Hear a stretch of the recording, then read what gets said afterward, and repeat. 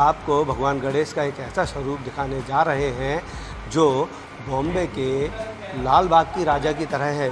लाल बाग के गणेश की तर्ज पर जबलपुर में बने चांदी के लाल बाग की कहानी भी बिल्कुल अनोखी है। जो भी श्रद्धालु सच्चे मन से अपने जो भी मुराद मांगता है, मनोकामना यहाँ लेकर आता है, उसकी वो मनोकामना पूरी हो जाती है। और उसके बाद श्रद्धालु मनोकामना पूरी होने के बाद चांदी के जो सिक्के हैं या अपने सामर्थ्य के अनुसार यहाँ पर चांदी दान कर जाते हैं। और उसके बाद जब वो चांदी इकट्ठी होती है, इन दिनों देश में गणेश उत्सव की धूम चल रही है और आपने भगवान गणेश के कई मंदिर और कई स्वरूप देखे होंगे, लेकिन आज हम आपको भगवान गणेश का एक ऐसा स्वरूप दिखाने जा रहे हैं जो बॉम्बे के लाल बाग की राजा की तरह है। लेकिन फ़र्क सिर्फ इतना है कि ये जो स्वरूप है वह प्योर शुद्ध चांदी का है। और इस वक्त हम मौजूद हैं जबलपुर के ललपुर इलाके में, जहाँ भगवान गणेश की 31 किलो चांदी की ये जो मूर्ति है आप देख सकते हैं, ये पूरी ठोस चांदी से बनाई गई है। और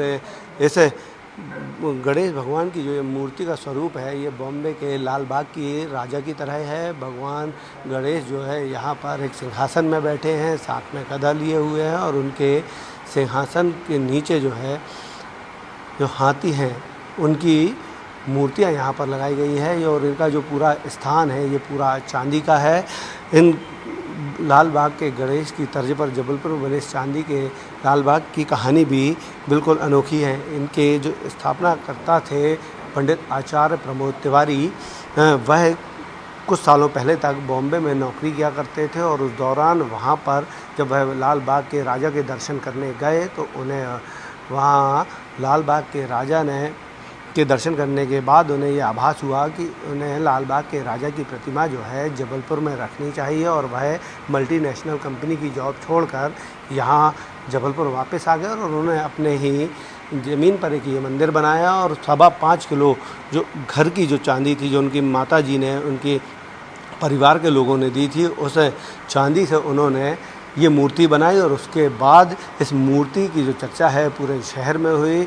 कहा जाता है इस मूर्ति में के दर्शन करने के बाद जो भी श्रद्धालु सच्चे मन से अपने जो भी मुराद मांगता है, मनोकामना यहाँ लेकर आता है, उसकी वो मनोकामना पूरी हो जाती है। और उसके बाद श्रद्धालु मनोकामना पूरी होने के बाद चांदी के जो सिक्के हैं या अपने सामर्थ्य के अनुसार यहाँ पर चांदी दान कर जाते हैं। और उसके बाद जब वो चांदी इकट्ठी होती है, जो प्रमोद तिवारी हैं उस चांदी को इकट्ठा करते हैं, यहाँ के मुख्य पुजारी हैं वह।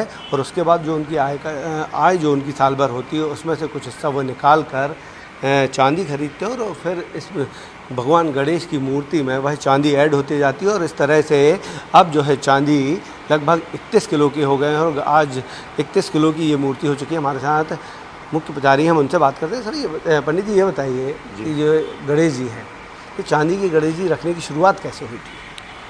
यह आचार्य प्रमोद तिवारी जी जो संस्थापक हैं, वह मतलब उनका जो पहले जन्मस्थली घर था वहाँ पर भगवान गणेश जी की प्रतिमा रख के पूजा करते थे।